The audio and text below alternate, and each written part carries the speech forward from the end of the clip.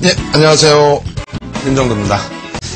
시장 굉장히 힘듭니다. 여러분들도 무척 힘드실 거고요. 저도 굉장히 힘듭니다. 그래서 지금 시장에서는 조금만 잘못 움직이시더라도 손실폭이 더 확대될 수도, 그리고 손실폭을 좀 만회할 수 있는 범위에서 또 내동 매매를 단행하게 될 때에도 쉽지만은 않을 그런 장세인 것 같습니다. 어찌됐건 간에 지금 중요한 부분은 시장 부분의 전망에 있어서 여러분들의 기준점을 먼저 잡으시는 게 가장 중요할 것 같습니다. 대박타임을 첫 주부터 진행하는 그 시점에서부터 말씀드린 내용이 1800 이하에서는 다소 과도하다, 과매도 권역이다, 이렇게 말씀을 드려왔었습니다. 1800 이하의 기준점을 잡은 부분은 지금 뭐 이 자리에서 전부 설명을 드리긴 좀 힘들 것 같고요. 중간중간 내려올 때 물론 1760, 50, 뭐 40 혹은 1700, 그리고 1600에서도 손절을 단행하신 분들이 계실 거예요. 손절을 단행하시고 재차 편입하신 분들도 계실 거고요. 아직까지 현금 비중으로 가지고 계신 분들도 계실 텐데, 중요한 부분은 이런 겁니다. 지금 현재 기준에서 고점 대비해서 지수가 330포인트 내려왔습니다. 만약에 시장을 놓고 보실 때 추가적인 하락 부분이 제한적인 범위 내, 뭐 30포인트, 50포인트 혹은 100포인트 이런 범위 내에서 움직인다라고 한다면 굉장히 힘드신 구간이더라도 움직이시지 않는 범위 내에서 대응을 하시는 전략이 오히려 유효하다, 이렇게 말씀을 드릴 수 있을 것 같고요. 그리고 지금 현재 구간에서 추가적으로 330포인트가 내려온다. 그러니까 330포인트 구간까지 견뎌오신 거죠. 근데 추가적으로 330포인트가 내려온다라고 한다면 이것은 단기적으로 어떤 그 추세 부분을 다시 되살려놓고 다시 접근할 수 있는 부분이 아니고요. 오히려 대세 하락이 나올 가능성이 높습니다. 그렇기 때문에 윗방향으로 놓고 보신다. 그러니까 바닥으로 조금은 어느 정도 인식을 하시고 돌려줄 구간으로 놓고 보신다라는 분들은 가급적이면 내동매매를 좀 삼가하시는 것이 좋고요. 그렇지 않고 너무 힘들다, 정신적으로도 힘들고 계좌 손실률도 너무 크다, 이럴 경우에, 그리고 아랫방향으로 굉장히 크게 밀려 내려갈 것 같다라고 하시는 경우에는 일단은 그렇다면은 월요일 기준에서는 현금화를 하셔야죠. 100% 현금화 하시고 한 달이건 두 달이건 오히려 쉬어가시는 구간이 심신적으로 긍정적인 효과를 낼 수 있다, 이렇게 말씀을 드리겠습니다. 다시 한번 말씀드린다면요, 지금 기준에서는 기준점 설정하시기가 굉장히 힘들 거예요. 반등이냐 아니면 하락이냐, 이러한 부분에 기준점을 설정하기가 힘드신데요. 일단은 뭐 기술적인 분석도 있고 여러 가지 분석 내용이 있습니다만 그 중에서 가장 시장에서 문제가 됐던 요인들, 이러한 부분을 좀 집어내셔서 어떤 방향성으로 움직일지 부분을 설정하시는 것이 더 맞을 것 같습니다. 일단 오늘 시간에 이제 두 가지로 나누어서 설명을 드릴까 하는데요. 칠판에 큰 제목 적어 드리도록 하겠습니다. 두 가지 중에서 먼저 이제 가장 중요한 부분은 앞서 말씀드린 것처럼 첫 번째로 시장 전망입니다. 시장 전망 부분이 되겠고요. 그리고 두 번째 부분은 만약에 너무 심리적으로 힘드시고, 그리고 시장이 심리적으로 힘든 것도 있지만은 시장이 밑으로 너무 크게 밀려 내려갈 것 같다라고 하시는 분들의 경우에는 어찌됐건 쉬시는 게 정답입니다. 근데 그렇지 않고 거의 밀려 내려왔다라고 했을 때는 지금 구간에서는 반등 시에 손실폭을 좀 만회할 수 있는 종목군들, 그런 종목군들을 포착해내는 방법, 혹은 내 종목이 혹시라도 반등이 나올 때 반등을 못 주면 어떻게 될까, 그거 굉장히 궁금하시죠. 이런 부분을 사실상 뭐 추세적인 분석 혹은 기술적인 분석으로 하실 수도 있겠지만은 재미난 일이 있었어요. 뭐 재미나다 이렇게 표현하기는 죄송스럽습니다만 부산 강연에 한번 수요일 날 내려가게 됐는데 거기서 앞에 그 말씀을 전하신 분께서 어떤 종목에 대한 AS에 대해서 추세가 이탈됐기 때문에 손절이 났다라는 그러한 그 답을 주셨다고 합니다. 근데 제가 이제 그 뒷시간에 강연을 하면서 뭐라고 말씀드렸냐면은 지금 시장에서 추세가 안 무너지는 종목이 어디 있습니까? 최근 2, 3일 동안에 시가총액 뭐 1조 이상짜리 종목군들, 그리고 코스피 200 종목군들 중에서 최근 일주일 동안에 10에서 20% 하락이 안 나온 종목이 이상할 정도로, 그리고 심지어는 지난해 고점 대비해서 50%에서 60% 하락 나온 종목이 예전처럼 소형주만이 아니라는 거죠. 대형주에서도 그런 기준이 있습니다. 그것을 기준으로 바탕으로 놓고 볼 때 전체적인 시장의 패닉 상태에서 떨어져 내려오는 그런 흐름들을 추세가 무너졌다고 해서 멀쩡한 종목을 또 잘라냈을 수 있는 부분은 아니고요.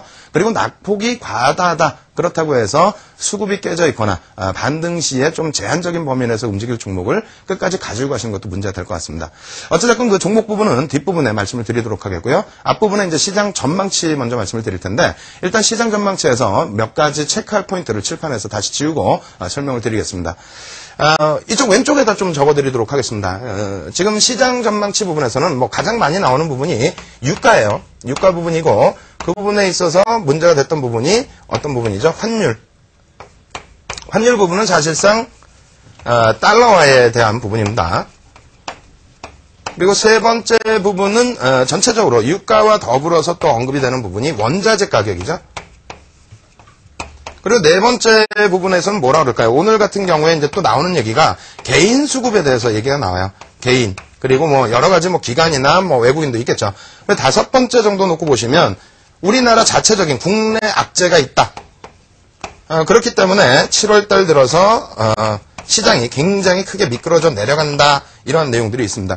근데 제가 볼 때는 이 다섯 가지 내용, 뭐 그 밖에도 여러 가지가 있죠. 사실상 적어드리지 않은 부분이 있습니다. 그 부분은 맨 뒷부분에 설명을 드릴 텐데 실질적인 다우 악재는 좀 따로 있다고 놓고 보고 있고요. 그래서 적어드린 다섯 가지 내용을 표를 보면서 하나하나 설명을 드릴 텐데 지금은 그러한 부분이 해소된 국면이다.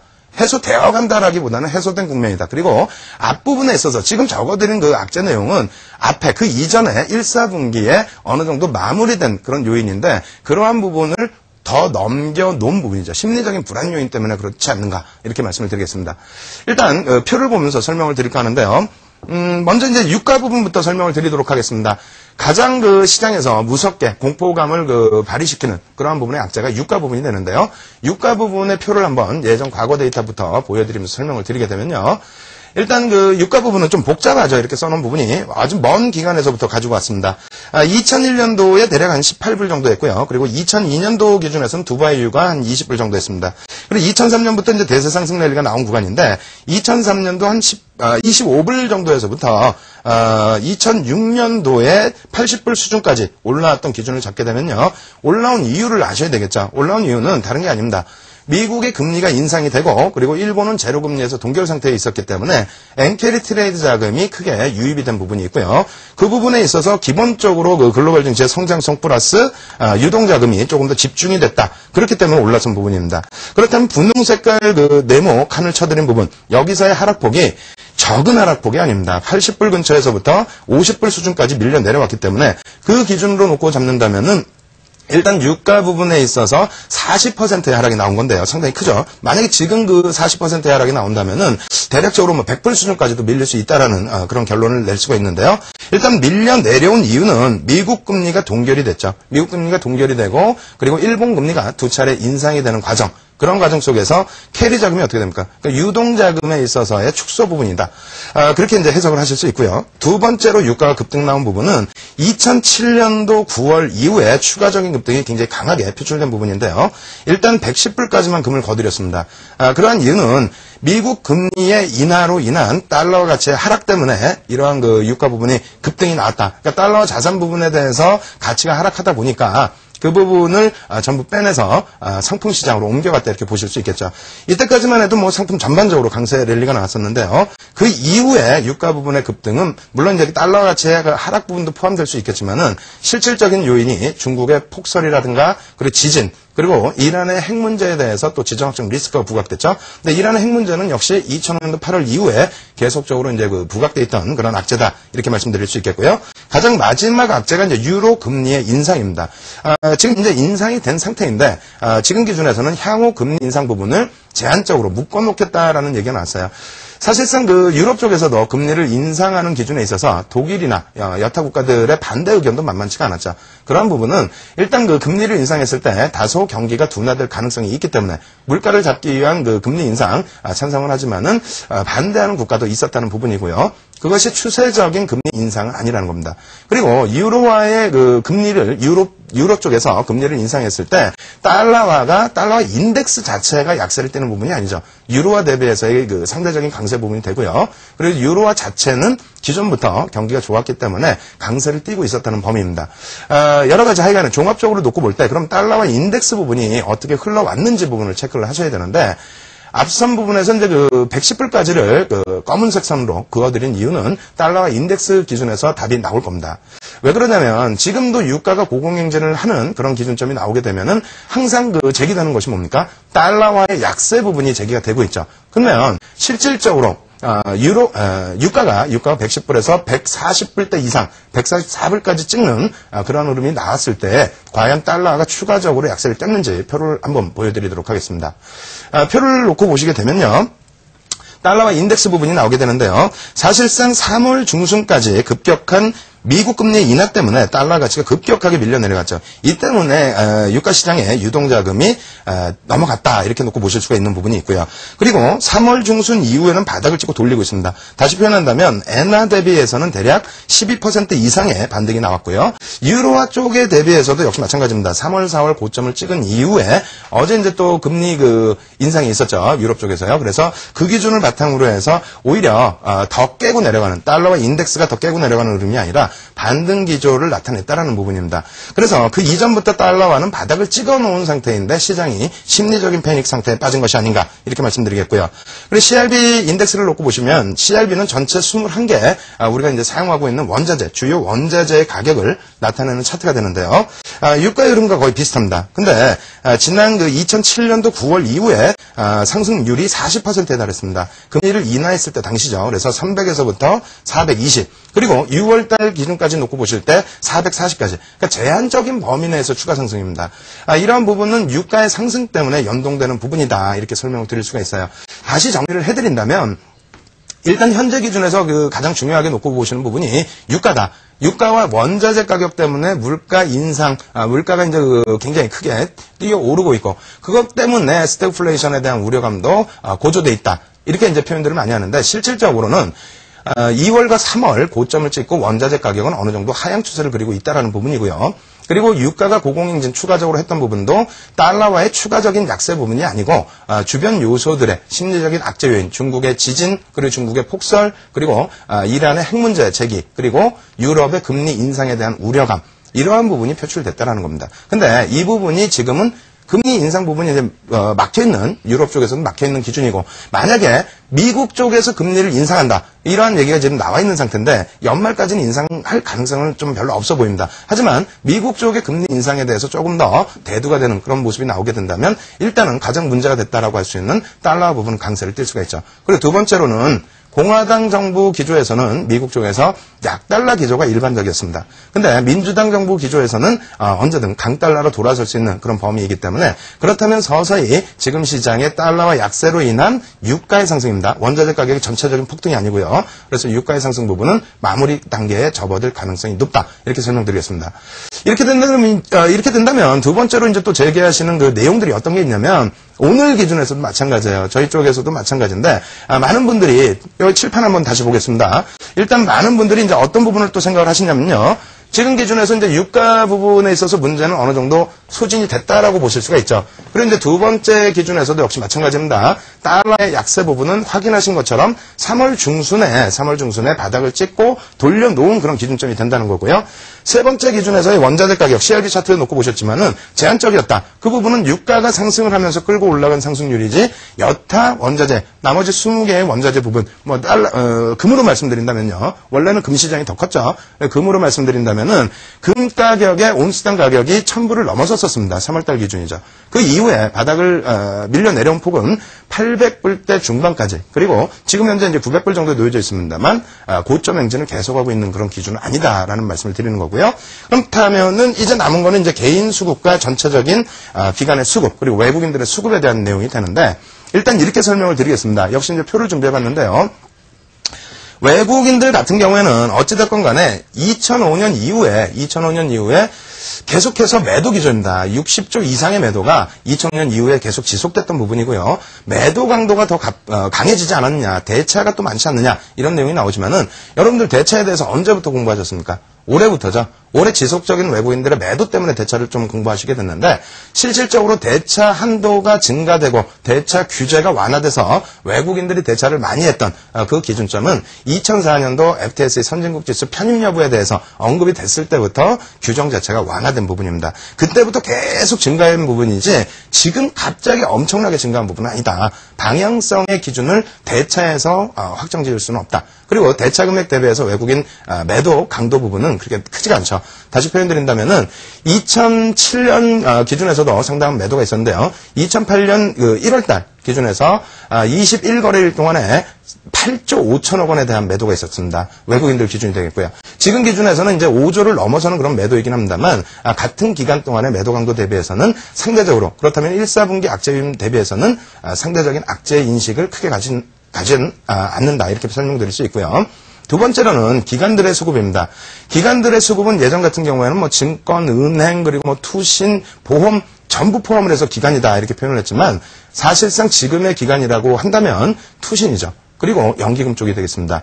만약에 이제 투신권의 매도 집계, 4월 중순 이후에 매도가 된 부분의 집계를 놓고 보시게 된다면, 투신권들은 만약에 매도가 됐다 할지라도 외국인처럼 그 부분이 대기자금인지 아닌지 확인할 수 있는 방법이 없는 것이 아니라, 투신은 판매가 나오는 과정이 아니에요. 오히려 이제 매수가 들어오는 과정이기 때문에 자금이 유입되는 과정이죠. 그렇기 때문에 그것은 매수 대기 자금이 된다. 그리고 연기금 쪽에서 1,800 이상에서의 매수 기조를 여전히 유지하고 있다는 겁니다. 그리고 이제 개인들이 물량이 떠안는 그런 기준점인데요. 오늘 같은 경우에 개인들이 일부 물량을 떠안았기 때문에 이렇게 된다면 시장 바닥 멀지 않았느냐 이렇게 생각하실 수 있는데 2008년 올해 기준입니다. 3월 17일 바닥 찍을 때에도 여전히 이제 개인들이 물량을 안고 가는 모습이 표출되고 있죠. 그리고 과거 데이터도 역시 마찬가지입니다. 2007년도 8월 16일 만약에 개인이 7천억을 뺏겼어요. 그럼 이것이 바닥이냐? 그렇진 않죠. 2007년 8월 17일 날 추가적으로 지수가 100포인트 가까이 밀려 내려갔을 때 오히려 개인들이 매수했단 말입니다. 그러면 이것이 또 바닥이 아니다? 그렇게 논할 수 없습니다. 20일부터 해서 1800포인트까지는 8거래일 만에 돌려놓는 그런 흐름이 나왔고요. 2006년도 6월 달에도 역시 마찬가지입니다. 6월 14일까지 해서 지수가 계속해서 밀려 내려갔었는데 1200포인트 깨질 때까지 기준에서 개인들이 여전히 매수를 하고 있었다는 겁니다.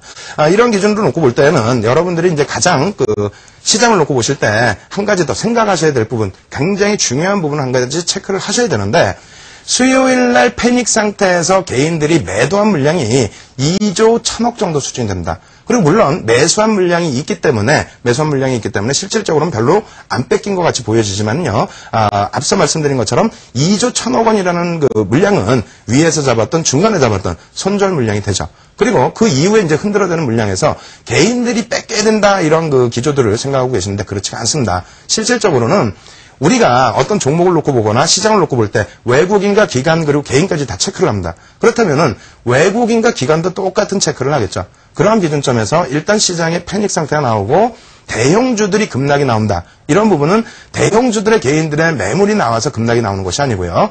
외국인들의 일부 뭐 로스컷 물량이나 혹은 차익실현 물량 그리고 기관들의 물량이 로스컷으로 출회되는 그 가능성이 지금 상당히 많이 표현되고 있죠. 기관들의 로스컷의 물량 그리고 개인들의 신용 물량이나 역시 손절 물량 이러한 부분이 다 겹쳐지는 것이지 개인들 한 군데에서만 매도가 나와서 시장이 바닥을 찍는다?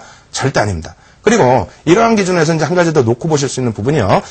우리나라 시장의 질이 그렇게 좋은 것은 사실 아니에요. 왜냐하면 2005년 이후에 상승 랠리는 정부 정책에 기인된 부분이 많다. 정부 정책 때문에 시장에 자금이 몰려진 기준이 되겠죠. 그 자금을 가지고 간 쪽이 이제 투신권이라는 겁니다.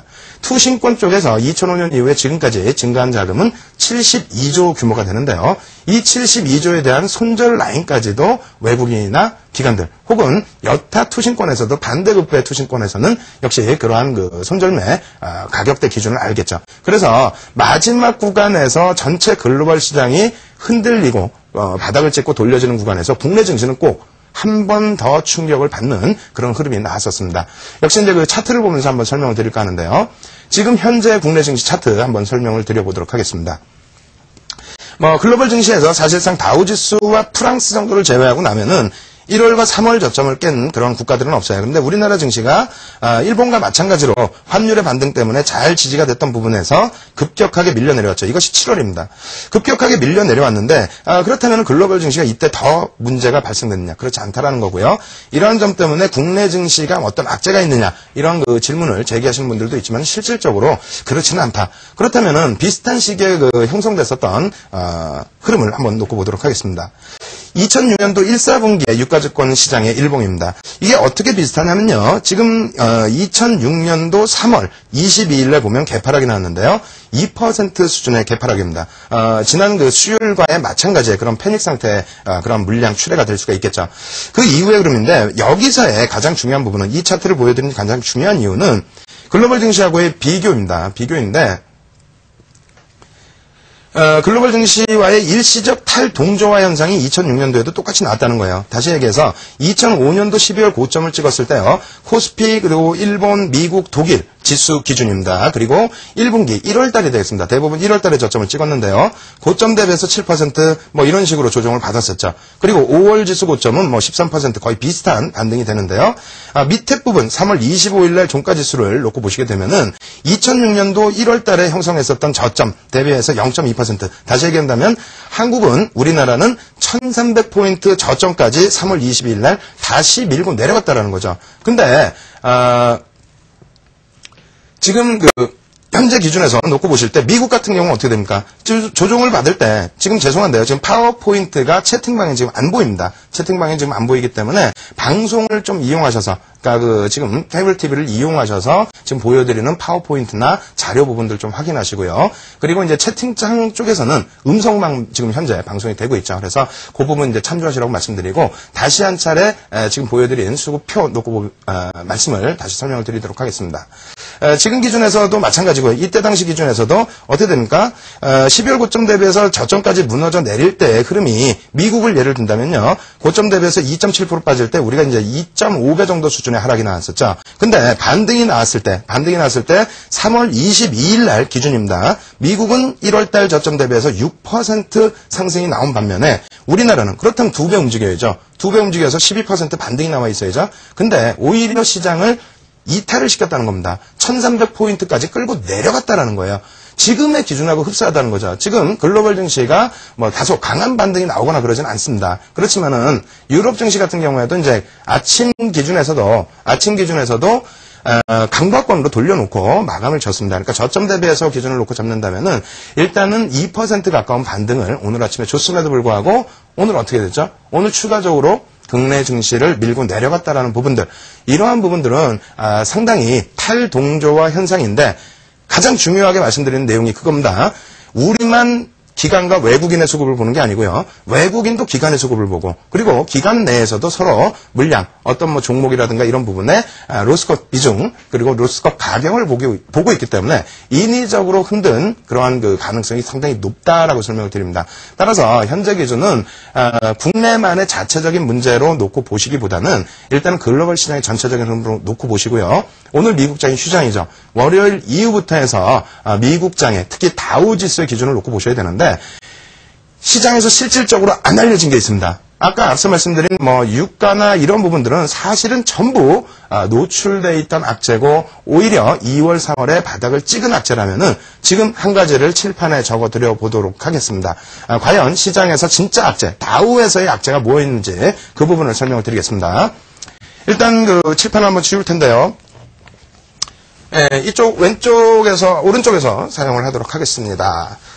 일단 미국 다우의 악재 요인은 먼저 유가나 환율이나 원자재나 이런 부분이었다라고 한다면 글로벌 증시도 미국 다우랑 똑같이 깨져 있어야 되겠죠. 그리고 S&P 500 지수도 저점 대비해서 1월 저점 대비해서 더 깨져 있어야 되겠죠. 나스닥도 깨져야 됩니다. 근데 지금 기준 그렇지 않다라는 거예요. 우리나라 같은 경우에도 미국 대비해서 2배 정도의 등락이 계속 나왔으니까 미국이 지금 1월 저점 대비해서 3%가 더 빠져 있습니다. 그럼 우리나라 기준에서 어떻게 돼야 됩니까? 우리나라의 3월달 저점 대비해서 3% 더 빠져 있다면 사실상 1400포인트 초반입니다. 근데 그렇지 않다라는 것은 앞서 설명드린 그런 내용의 악재가 아니라 다우는 이겁니다. 금융주에 대한 실적 부분입니다. 금융주. 뭐 중간중간에 설명을 계속 드려왔듯이 금융주의 악재가 뭡니까? 추가 상각 부분이나 실적에 대한 악재나 또 모노라인 관련해서 악재가 있었죠. 근데 모노라인 관련해서의 악재는 2월, 4월 그리고 6월 5일 그리고 최근 들어서 한 차례 더 나온 거예요. 근데 2월과 4월과 6월 달에는 모노라인 관련해서 신용 등급을 강등을 했음에도 불구하고 오히려 시장은 반등이 아주 강한 반등이 6월 5일 날 나왔었죠. 213포인트 다우 반등이 나왔었고요. 마지막 부분에 모노라인 관련해서 신용 등급 강등한 부분이 무디스입니다. 그때는 전체적이 깨졌는데 사실은 앞선 부분에 영향을 안 받던 부분이 끝자락에서 받는 부분은 아니라는 거예요. 그래서 일단 모노라인 악재 부분은 사실상 노출되어 있던 악재고 실질적인 금융주의 실적에 대한 부담 요인인데요. 그럼 1, 4분기의 금융주, 미국 금융주의 실적은 어떻게 됐느냐? 이 부분 설명드리면 금융주 실적 부분이요. 1, 4분기에 마이너스 60%, 순이익의 마이너스 60%까지를 예상을 했습니다. 근데 이게 어떻게 됐어요? 이게 어떻게 됐습니까? 마이너스 58% 나오고 마이너스 49% 나오고 이걸 가지고 엄청난 실적 개선이 아니라 예상치보다 실적이 다소 개선된 부분이 있다. 그리고 제조업체도 마찬가지예요. 제조업체 실적 자체가 1, 4분기에 미국이 엄청나게 좋았던 게 아닙니다. 그 부분은 제조업체들 자체의 실적을 굉장히 하향을 시켜놓고 그거보다 조금 더 좋게 나왔기 때문에 하향된 것보다 조금 좋게 나왔기 때문에 그 부분에 대해서 과매도 권역을 벗어날 수 있다. 그리고 가장 중요한 부분은 이거 다 무시하셔도 됩니다. 이제는. 왜 그러냐면 미국 쪽 다우의 그 하락폭 금융주에서 이끌어내는 부분의 하락폭인데요. 그러한 부분이 다음 주면은 그 불확실성이 해소될 가능성이 높다라는 거고요. 그리고 또 한 가지는 3월 이후에 글로벌 증시의 반등이나 미국의 반등은 베어 스턴스의 매각. 그러니까 베어 스턴스를 JP 모건 체이스가 공적 자금을 우회적으로 투입받은 거죠. 그러한 부분에서의 인수를 단행했기 때문에 그렇다면 앞으로의 서프라인 관련된 문제는 내용은 미국에 국한되는 내용이다. 그렇기 때문에 지금 글로벌 증시에서 저점을 깨고 내려간 쪽은 어디다? 미국의 다우와 그리고 프랑스뿐이 없다. 그리고 S&P가 살짝 이탈하는 정도. 그럼 나스닥은 문제가 없죠, 지금. 그러한 기준이기 때문에 일단은 이제 그 현재 구간에서 다음 주 정도면은 좀 완전하게 마지막 그 이탈, 그러니까 미국의 다우에 너무 눌리지 않는 그런 흐름을 기대해 볼 수 있는 구간이 아닌가 이렇게 설명을 드리겠습니다.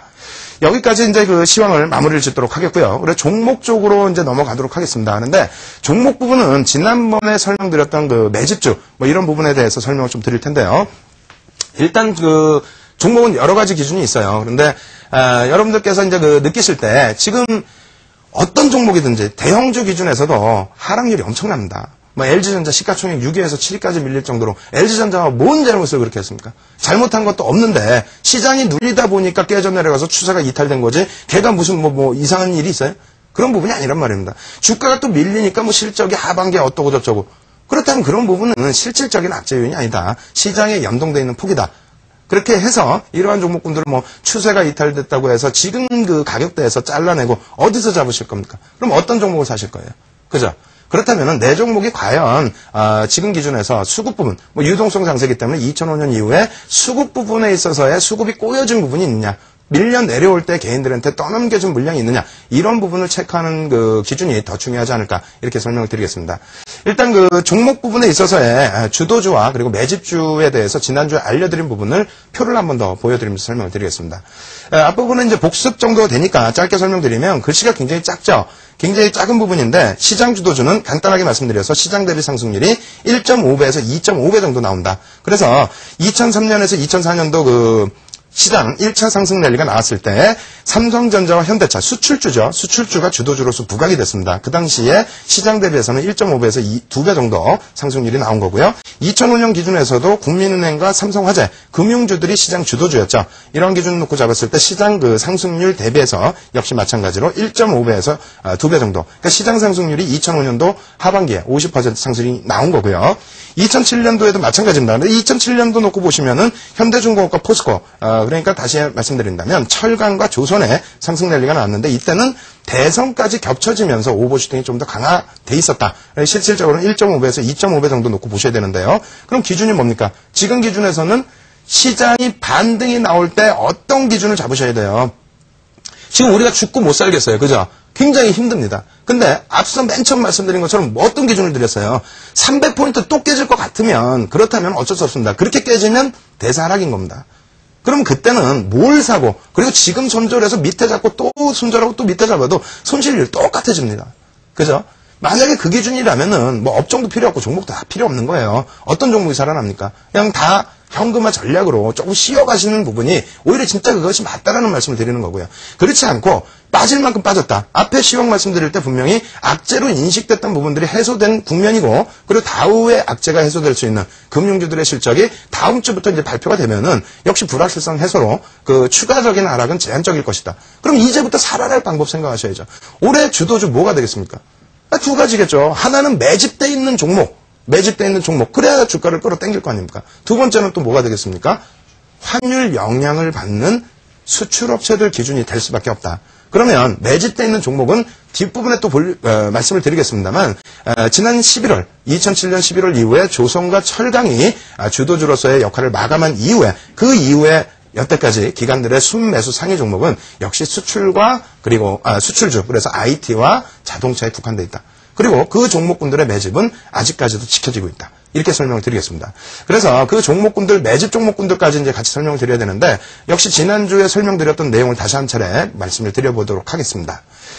매집주들이라고 해서 계속적으로 시장에서 강세를 띄워주면 굉장히 좋겠죠. 근데 지금 파워포인트 자료 내용 보시게 되면은 일단은 매집주는 지금 1조 이상의 기준을 잡아놨어요. 종목 수로는 1조 이상 종목 적은 게 아닙니다. 130개 이상 종목이 있어요. 1차 매집 국면 2.5%에서 5% 정도까지의 매집을 했을 때는 이럴 때는 약 20-30%의 상승이 나와요. 주가를 매집을 하다 보니까 주가가 견인이 되죠. 근데 여기서 차익 실현이 바로 나온다면 2차 매집 국면까지 넘어가지 않고 차익 실현이 나온다면은 단기 테마군의 형성 돼 있는 그런 종목으로 보실 수 있는 거고요.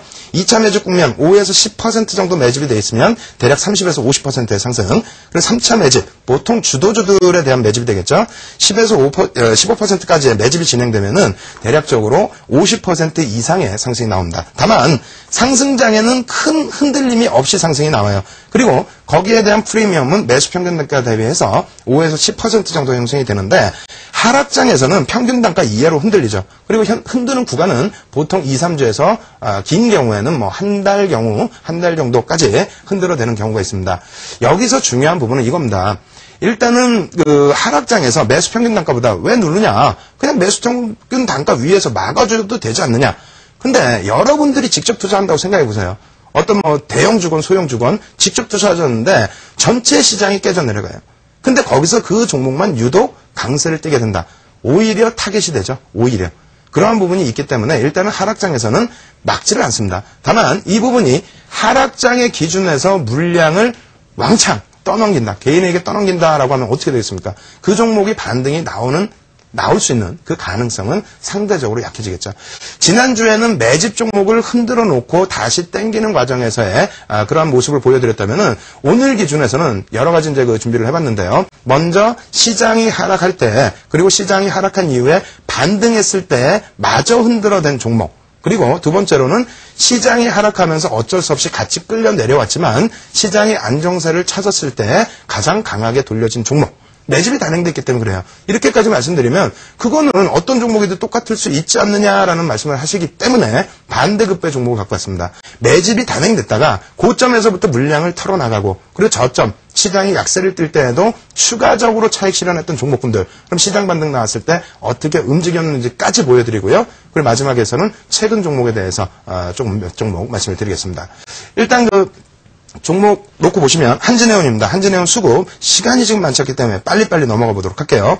2005년 12월부터 해서 2007년도 4월 20일까지 1200만 주 15%의 매집이 단행이 됐어요. 근데 앞부분에 놓고 보시면은 2005년 12월 9일부터 해서 2006년 4월 20일까지의 매집 구간 10%죠. 800만 주가 매집이 됐다는 거예요. 근데 그 이후에 어떻게 됩니까? 시장이 흔들리면서 주가가 조정이 나오고 시장도 급락이 나오게 되는데요. 그 당시에 마지막 구간에서 개인들에게 대략 여기 보시면요. 개인들 물량이 갑자기 증가하는 부분 이때 대략적으로 150만 주 이상 그래서 약 2% 가까이 물량을 떠넘기긴 했지만 나머지 8% 기준 그리고 추가적으로 재차 이제 매수가 들어오는 모습들 이러한 것을 바탕으로 해서 주가 반등이 나온 것을 보여드리겠습니다. 그리고 여기서 중요한 부분은 기관들의 매집이 상당히 강하게 진행이 됐다가 어떻게 됩니까? 로스컷 물량이 출하가 된 거죠. 이 로스컷 물량을 외국계에서 받아갔다. 개인들한테 넘긴 흐름이 아니었다라는 것도 역시 체크 포인트다 이렇게 말씀드리겠습니다. 주가 부분 확인해 보시면은요. 2005년 12월 9일부터 4월 20일까지 매집 800만 주 매집 10% 비중이 되겠죠. 평균 매수 단가는 2만 1,000원 정도가 됩니다. 선은 위에다 그려드렸지만 실질적인 그 매수 평균 단가 2만 1,000원 정도 기준이 되고요. 그리고 이제 초록 색깔 선이 전체적인 코스피 지수입니다. 유가증권 시장의 지수가 되는데 일단 시장이 6월 달에 그리고 6월 중순에 이렇게 바닥을 찍었을 때 형성되던 주가가 대략 한 2만 원 정도가 되죠. 2만 원 정도가 되는데 시장이 점진적으로 반등을 주고 있을 때 오히려 저점 흔들어대고 물량을 뺏어간 부분은 16,900원까지 흔들어댔다는 겁니다. 그러니까 시장 바닥 대비해서 주가를 15%를 더 뺐어요. 매집돼 있는 종목을 한 2% 넘기면서. 근데 그 기준이 뭐라고요?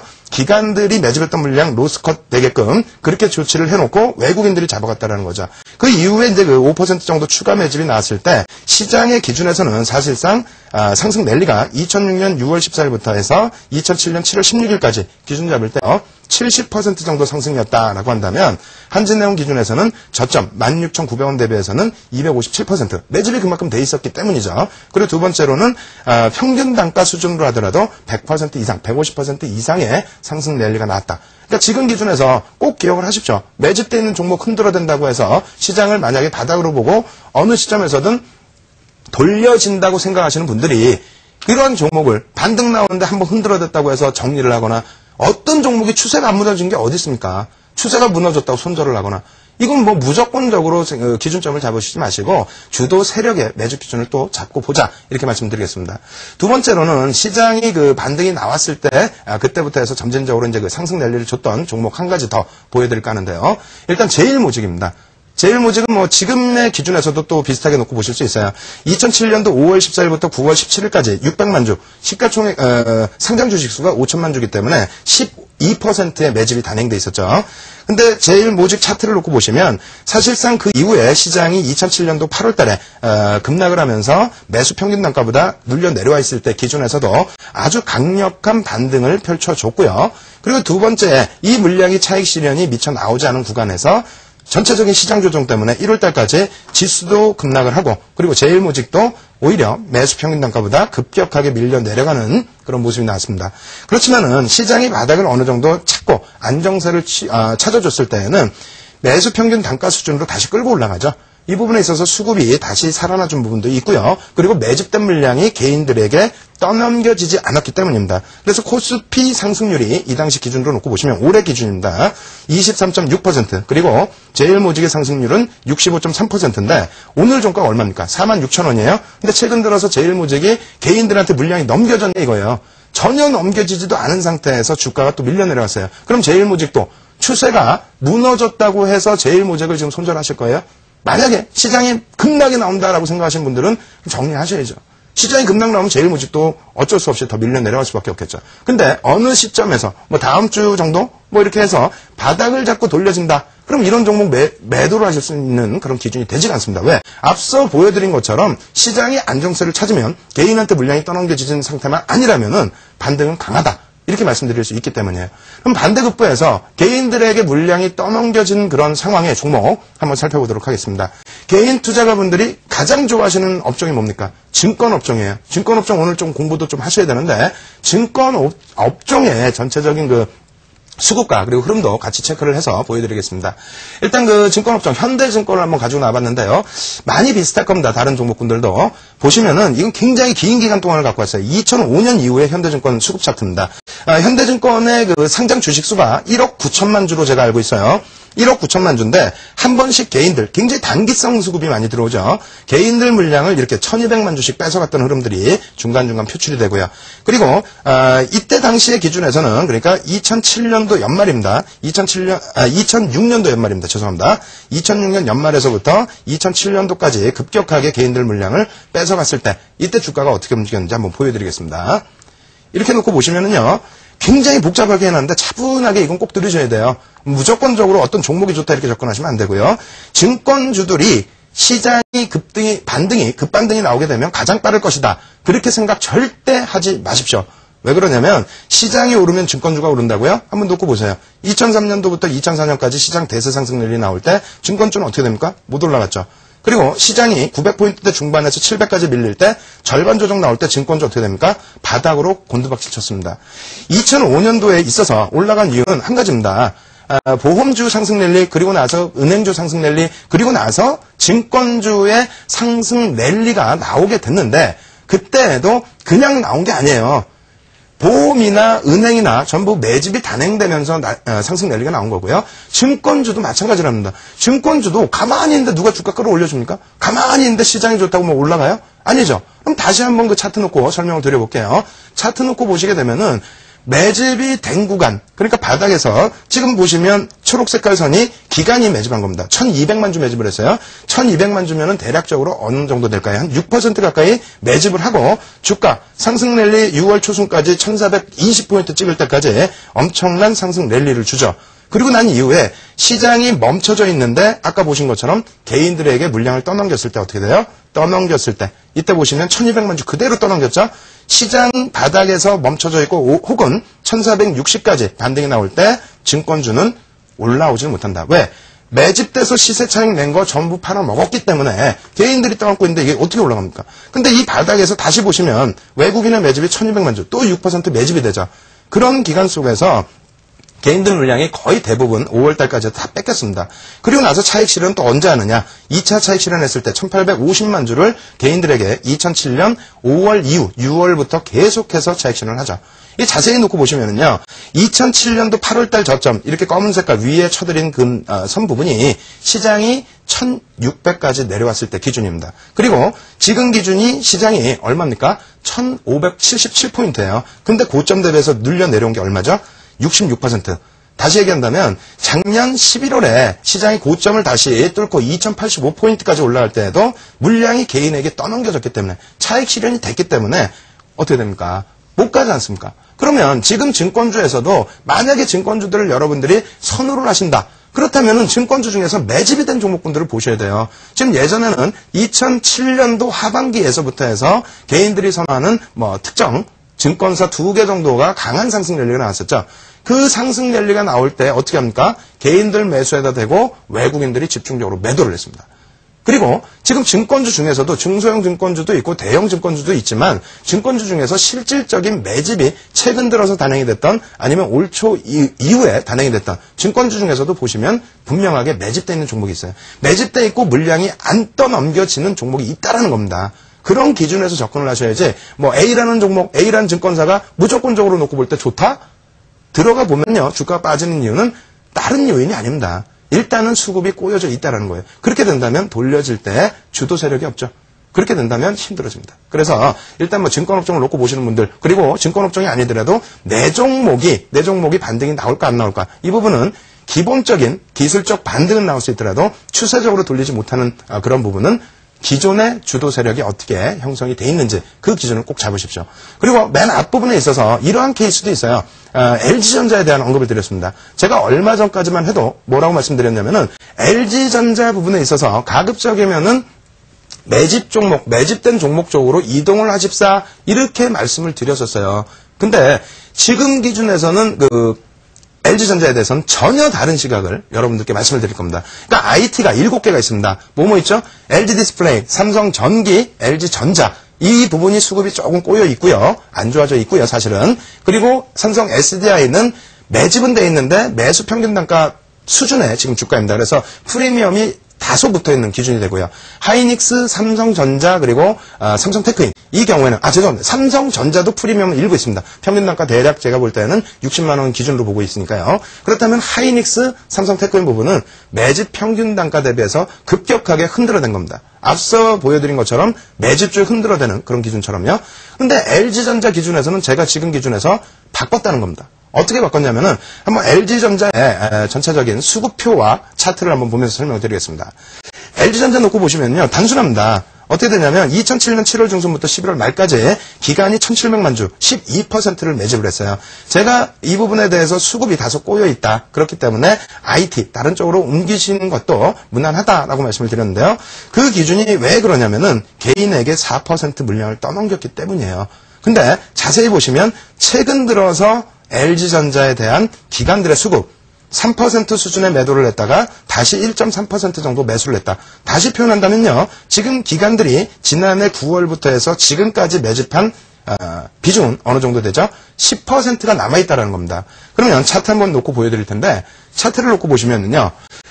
기관들의 1700만 주 매집, 약 12% 매집이 돼요. 이때 당시 기준으로. 평균 단가 9만 원 전후 수준이 되는데요. 이 9만 원 전후 수준에서 중간에 한번 어떻게 됩니까? 8월달 기준에 이제 이탈됐던 흐름도 있었고, 시세 부분을 제대로 못 주다가 1월달에 평균 단가 미만으로 내려온 부분이 있었죠. 근데 매집된 물량은 어떻게 해요? 개인한테 절대 넘긴 게 없었잖아요. 이때 기준에서는. 그렇게 되다 보니까 1월 저점 찍고, 물론 3월에 시장이 한번 흔들리기도 했습니다만, LG전자 같은 경우에 외국인의 300만 주, 2% 정도의 물량만 가지고도 바닥 대비해서, 1월달 바닥 대비해서 거의 90%까지 상승이 나온 겁니다. 그러면 지금 기준은 어떻게 돼요?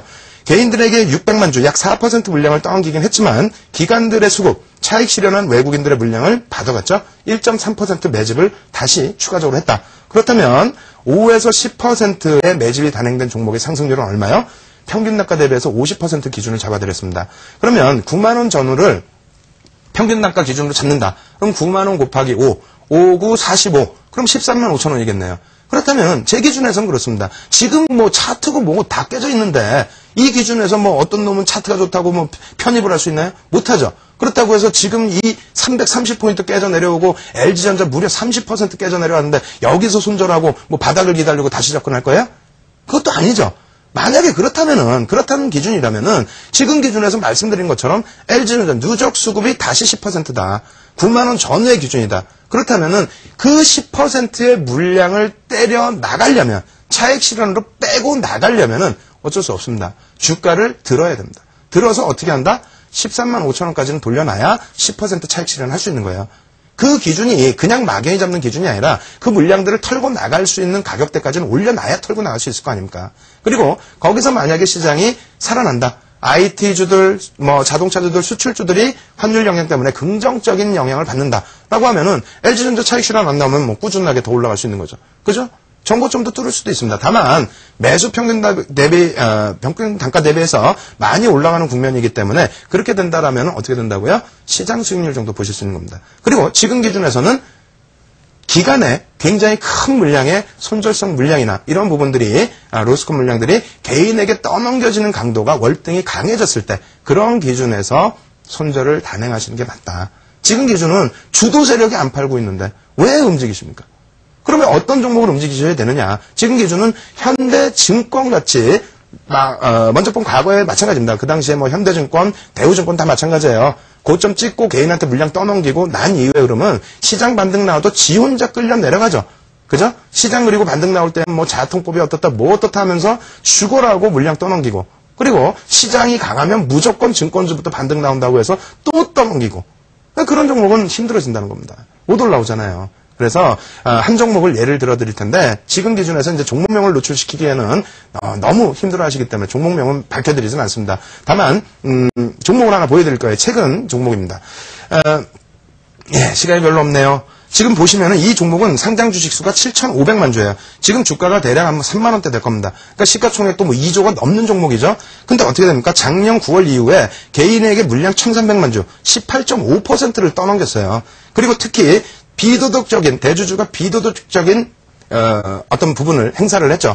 뭐 어떤 부분이 있냐면 유상증자 기준이 되겠어요. 유상증자를 하면서 뭐 다른 쪽을 인수하겠다. 그러면은 좋은 게 주주가 좋습니까? 대주주만 좋지? 그러다 보니까 급락을 하게 되는데 거기에 외국인 기관 다 쏟아냈다는 거예요. 이런 종목 같은 경우에 놓고 보시면요. 주가 한번 놓고 보세요. 작년 고점 대비해서 64% 낙폭과대라고요? 절대 아닙니다. 이 종목 바닥에서부터 2003년에서부터 올라온 상승률 어마어마합니다. 그리고 지금 기준에서 놓고 보시면요, 앞서 보여드린 것처럼 개인들에게 물량을 급격하게 한번 떠넘긴 부분이 올해 3월 달에도 발생이 됐었죠.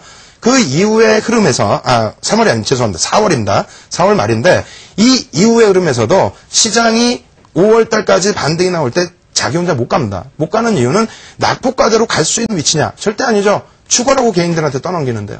거기에 추가적으로 또 떠넘기죠. 그렇다면 이게 어떻게 갑니까?